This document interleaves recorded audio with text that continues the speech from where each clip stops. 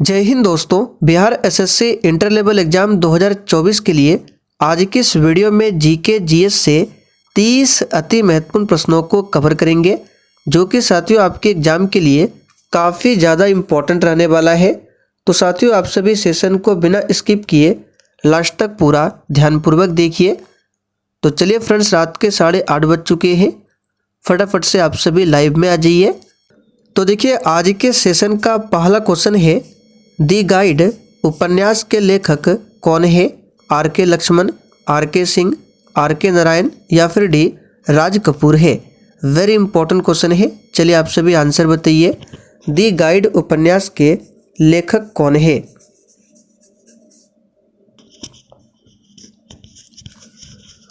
तो साथियों यहाँ पर क्वेश्चन नंबर 1 के लिए आंसर क्या होगा? दी गाइड उपन्यास के लेखक कौन है? तो याद रखिएगा आर के नारायण। यहाँ पर सी ऑप्शन आपका सही जवाब है। ये बिहार एसएससी में पूछा हुआ क्वेश्चन है, इसलिए आपको याद कर लेना है।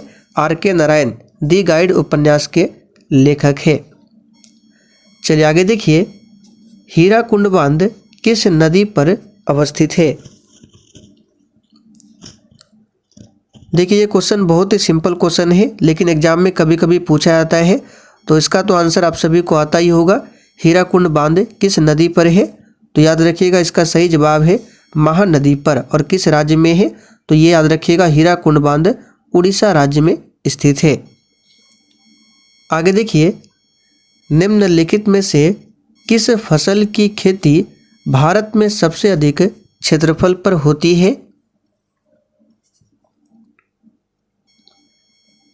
सही आंसर है धान। यहाँ पर बी ऑप्शन आपका सही जवाब है धान।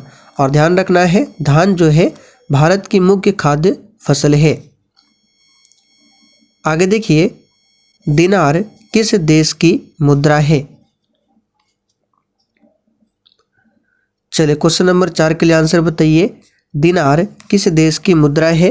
देखिए साथियों आपके एग्जाम में देश, राजधानी और मुद्रा से संबंधित एक क्वेश्चन पूछा जाता है, तो इस टॉपिक को आप लोग कवर कर लीजिएगा। तो दिनार किस देश की मुद्रा का नाम है? तो याद रखिएगा इराक। यहाँ पर सी ऑप्शन आपका सही जवाब है। इराक देश की मुद्रा का नाम क्या है? दिनार। मालगुडी डेज के रचनाकार कौन है? चलिए क्वेश्चन नंबर 5 के लिए आंसर बताइए। मालगुडी डेज के रचनाकार कौन है? तो यहाँ पर इस क्वेश्चन का सही जवाब है आर के नारायण। याद रखिएगा आर के नारायण मालगुडी डेज के रचनाकार है। और इनका एक उपन्यास याद रखिएगा, अभी हमने आपको बताया था दी गाइड। दी गाइड ये आर के नारायण का उपन्यास है। आगे देखिए, गंगा ब्रह्मपुत्र डेल्टा क्षेत्र का वन निम्नलिखित में से किस नाम से जाना जाता है? चलिए क्वेश्चन नंबर 6 के लिए आंसर बताइए। और देखिए साथियों आप लोग डेली क्लास को अटेंड कीजिए। क्लास का टाइमिंग है डेली रात 8:30 बजे से। तो यहाँ पर क्वेश्चन नंबर 6 के लिए आपका आंसर हो जाएगा सुंदरवन। गंगा ब्रह्मपुत्र डेल्टा जो है सुंदरवन के नाम से जाना जाता है। यहाँ पर डी ऑप्शन आपका सही जवाब है। कालिदास सम्मान पुरस्कार किस राज्य सरकार के द्वारा दिया जाता है? चलिए क्वेश्चन नंबर 7 के लिए आंसर बताइए। और जिन्होंने अभी तक सेशन को लाइक नहीं किया है, प्लीज़ आपसे रिक्वेस्ट है आप सभी सेशन को साथ में लाइक करते हुए चलिए। तो यहाँ पे ध्यान दीजिए, कालिदास सम्मान पुरस्कार जो है ये मध्य प्रदेश सरकार द्वारा दिया जाता है। कालिदास की बात करें तो कालिदास को भारत में संस्कृत के सबसे बड़ा कवि माना जाता है। और कालिदास किसके नवरत्न थे? तो याद रखिएगा चंद्रगुप्त द्वितीय के नवरत्न थे कालिदास। पंचतंत्र के रचनाकार कौन है? बिल्कुल 1 नंबर का क्वेश्चन है, आंसर बताइए। पंचतंत्र के रचनाकार कौन है? तो यहाँ पर इसका सही जवाब है विष्णु शर्मा, पंचतंत्र के लेखक है। आगे देखिए, वर्मा ब्रिटिश भारत से कब अलग हुआ था? देखिए वर्मा जो है इसका अब नया नाम है म्यांमार, यानी कि म्यांमार का पहले नाम था वर्मा। तो वर्मा जो है ब्रिटिश भारत से कब अलग हुआ था? सही जवाब है 1935 में। यहाँ पर सी ऑप्शन आपका सही जवाब है 1935 में। पटना उच्च न्यायालय की स्थापना कब हुई थी?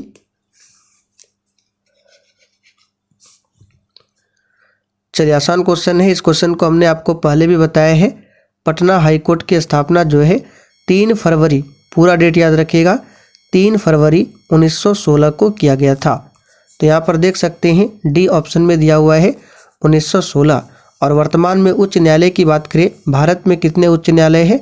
तो टोटल 25 उच्च न्यायालय है वर्तमान में। और 25वां जो उच्च न्यायालय है ये अमरावती उच्च न्यायालय है, इसे भी ध्यान रखिएगा। कौन सा है? अमरावती उच्च न्यायालय। सर्वेंट ऑफ इंडिया सोसाइटी की स्थापना किसने किया था?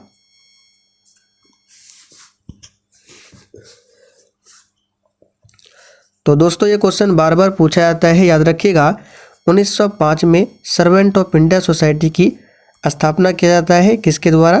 तो यहाँ पर इसका सही जवाब है गोपाल कृष्ण गोखले के द्वारा। पहला ऑप्शन आपका सही जवाब है। दादा भाई नौरोजी को भारत का वृद्ध पुरुष कहा जाता है, इसे भी ध्यान रखिएगा।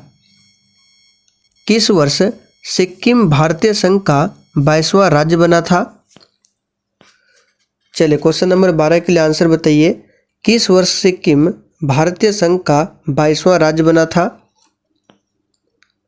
तो यहाँ पर इसका सही जवाब क्या है? तो याद रखिएगा 1975 में। 1975 में सिक्किम जो है भारतीय संघ का 22वां राज्य बना था। देखिए एक संशोधन हुआ था, 35वां संशोधन।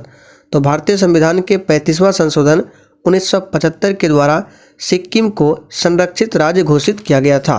कब? तो याद रखिएगा 1975 को। लेकिन जो ये 22वां राज्य बना था, कौन से संशोधन से बना था? तो याद रखिएगा ये बना था 36वां संशोधन से। 36वां संशोधन जो कि ये हुआ था 1975 में ही। तो इसी के तहत सिक्किम को भारत का 22वां राज्य घोषित किया गया था। आज़ादी के बाद भारत और नेपाल के बीच प्रथम शांति और मित्रता संधि किस वर्ष काठमांडू में स्थापित की गई थी?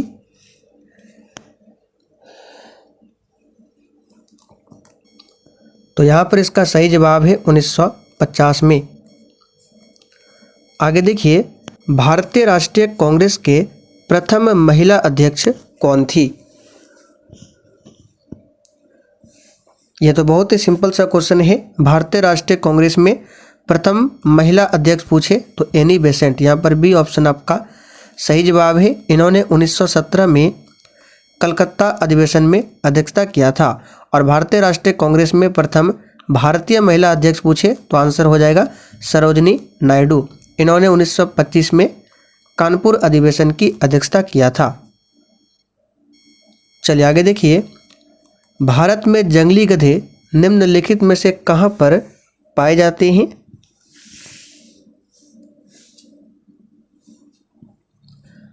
तो साथियों ध्यान दीजिए, भारत में जंगली गधे जो है कहाँ पाए जाते हैं? तो इसका सही जवाब क्या हो जाएगा? कच्छ का रण। यहाँ पर बी ऑप्शन जो ही बच्चे बता रहे हैं उनका बिल्कुल सही जवाब है कच्छ का रण। और कच्छ का रण कहाँ पर है? तो ये गुजरात में स्थित है। यहाँ से एक क्वेश्चन और ध्यान रखिएगा, एक सींग वाला गेंडा ये भी पूछा जाता है, कहाँ पर पाया जाता है? ये असम में पाया जाता है। असम के किस नेशनल पार्क में? तो काजीरंगा नेशनल पार्क में। जब बैरोमीटर का पारा अचानक गिर जाए तो यह किसका संकेत होता है? तो इसका सही जवाब है आंधी या झंझावात की संभावना होती है। बैरोमीटर से वायुमंडलीय दाब को मापा जाता है। निम्नलिखित में से कौन बायोस्फीयर रिजर्व या सुरक्षित जीव मंडल नहीं है? यानी कि इन चारों ऑप्शन में से बताना है कौन बायोस्फीयर रिजर्व या सुरक्षित जीव मंडल नहीं है। तो यहाँ पर इसका सही जवाब हो जाएगा मन्नार की खाड़ी। याद रखिएगा क्या हो जाएगा? मन्नार की खाड़ी ये बायोस्फीयर रिजर्व या फिर सुरक्षित जीव मंडल नहीं है। अब यहाँ पे देखिए ऑप्शन बी में है नीलगिरी। तो नीलगिरी की पहाड़ी पूछा जाता है कहाँ पर है? तो तमिलनाडु राज्य में पाया जाता है नीलगिरी की पहाड़ी, जो पूर्वी घाट एवं पश्चिमी घाट का मिलन बिंदु है नीलगिरी की पहाड़ी। और इसी नीलगिरी पहाड़ी पर एक जनजाति रहता है टोडा जनजाति। तो आपसे पूछे कि टोडा जनजाति किस पहाड़ी पर निवास करती है, तो याद रखिएगा नीलगिरी की पहाड़ी पर। निम्नलिखित में से कौन पोलियो का कारण है? तो साथियों पोलियो का कारण कौन है, तो याद रखिएगा वायरस। वायरस के कारण पोलियो होता है। और पोलियो दिवस कब मनाया जाता है, तो 24 अक्टूबर को पोलियो दिवस मनाया जाता है। ज्वालामुखी या रिंग ऑफ फायर या घेरा किस महासागर से संबंधित है?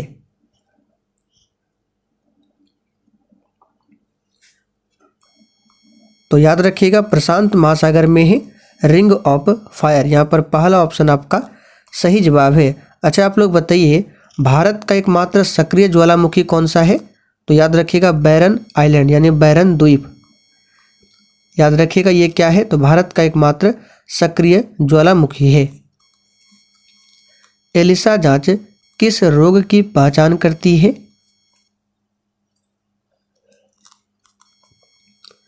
तो यहाँ पर इसका सही जवाब क्या होगा, एड्स। एड्स रोग की पहचान के लिए है एलिसा जांच। एड्स जो है HIV वायरस से होने वाला रोग है और विश्व एड्स दिवस प्रत्येक वर्ष 1 दिसंबर के दिन मनाया जाता है। अंगोरा ऊन किस पशु से प्राप्त किया जाता है?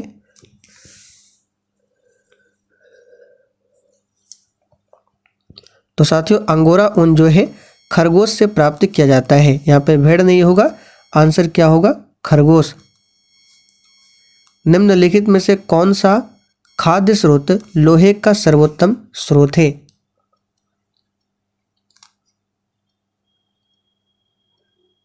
सही आंसर है सेब। याद रखिएगा अगर ऑप्शन में सेब ना मिले तब आंसर आपका क्या होगा, पालक। पालक जो है लोहे का क्या है, सबसे अच्छा स्रोत है, लेकिन ऑप्शन में पालक नहीं है तो आंसर यहाँ पे क्या हो जाएगा, सेब। और यहाँ पे देखिए ऑप्शन यहाँ पे बी में है चावल। तो याद रखिएगा चावल और गेहूं ये कार्बोहाइड्रेट का अच्छा स्रोत है। नारंगी विटामिन सी का अच्छा स्रोत है। एक लोहे की गेंद पारद या मरकरी से भरी बाल्टी में गिराई जाती है तो क्या होगा? तो याद रखिएगा यह पारे या पारद की सतह पर तैरेगा। 20 हर्ट्ज से 20,000 हर्ट्ज आवृत्ति की ध्वनि निम्नलिखित में से क्या है? तो ये क्वेश्चन एग्जाम के लिए इंपॉर्टेंट बन सकता है। याद रखिएगा इस ध्वनि को कहा जाता है श्रव्य ध्वनि या फिर ऑडिबल, जिसे हम लोग सुन सकते हैं। और 20 हर्ट्ज से अगर कोई ध्वनि कम है तो इसे कहा जाता है इंफ्रासोनिक्स यानी कि अवश्रव्य। और 20,000 हर्ट्ज से अधिक है, 20,000 हर्ट्ज से अधिक, तो इस ध्वनि को कहा जाता है प्राश्रव्य यानी अल्ट्रासोनिक वेव। 3 तत्व जिनका उपयोग रासायनिक उर्वरकों में सर्वाधिक होता है क्या है?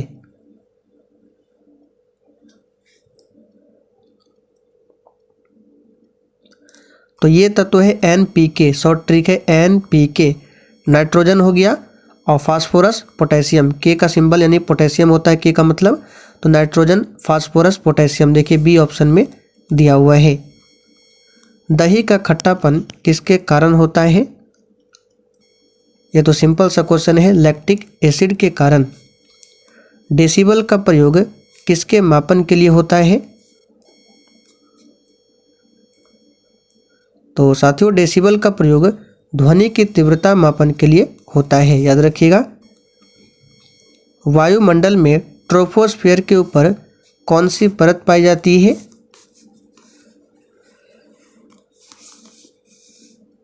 तो साथियों वायुमंडल में ट्रोपोस्फियर के ऊपर स्ट्रेटोस्फियर परत पाई जाती है। यहाँ पर ए ऑप्शन आपका सही जवाब है, स्ट्रेटोस्फियर। कैल्शियम की आवश्यकता निम्नलिखित में से किस निर्मित है? यहाँ पे निमित होगा। तो कैल्शियम की आवश्यकता निम्नलिखित में से किस निमित्त है? तो याद रखिएगा हड्डियों के विकास के लिए।